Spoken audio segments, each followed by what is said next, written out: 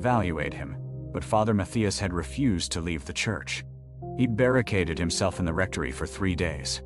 When they finally got in, he wasn't aggressive or anything. He was just praying in every room.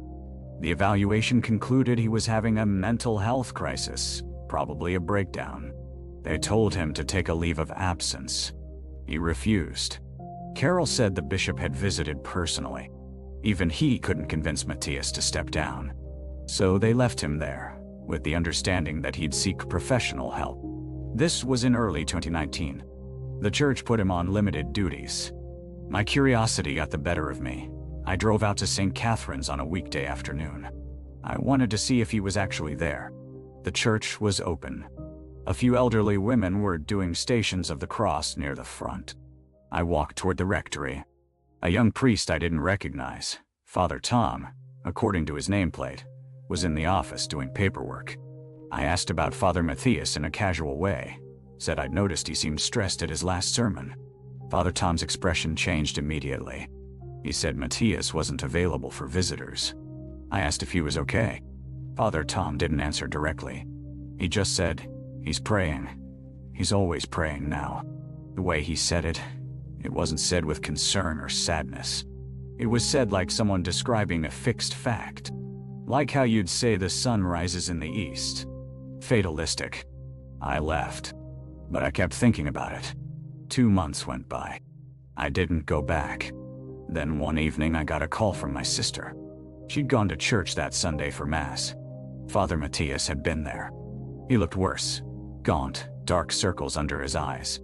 But he'd said the full Mass without incident.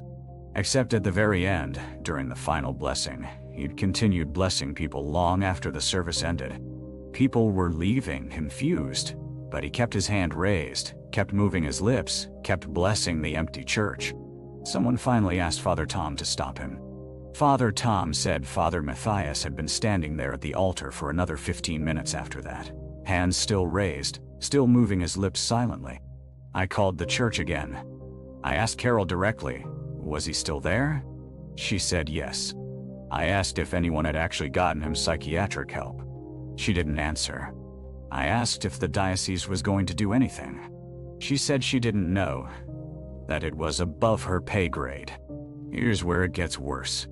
About 6 weeks after that phone call, I saw a news article from the local paper. Short piece, barely a paragraph. A parishioner at St. Catherine's had called 911 because they found Father Matthias in the church at 4 in the morning, alone. They said when the police arrived he was in the sanctuary, on his knees, and he wouldn't stop praying. Not wouldn't stop.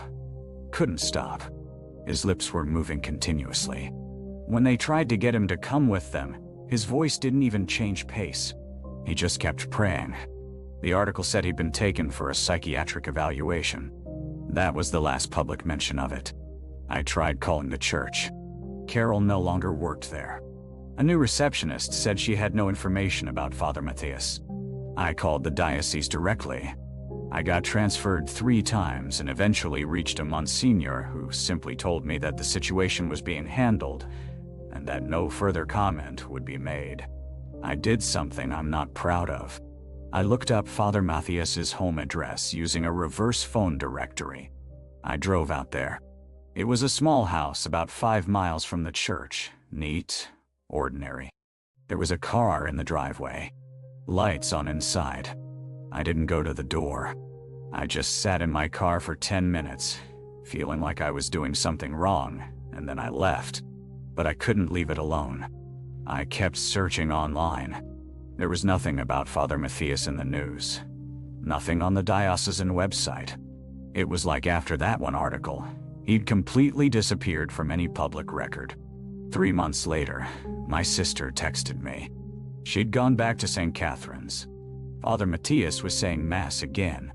Full schedule. She said he looked healthy, rested even. Said he seemed normal. But she also said that halfway through his sermon, he'd suddenly paused, gone completely silent, and stared at the back wall for about 30 seconds before continuing like nothing happened. I don't know what happened to him. I don't know if he got help, if something else entirely was going on, or if he's still there at that church. saying Mass every Sunday, pausing at strange moments, eyes distant. But I do know that I've never heard of a recovery like that. Mental health crises don't just resolve. And the way the church handled it, the silence, the stonewalling, that wasn't the response of an institution dealing with a standard mental health situation. Sometimes I think about going back, sitting in that back pew again, watching him during the service. But I don't. And I don't think I want to know the answer.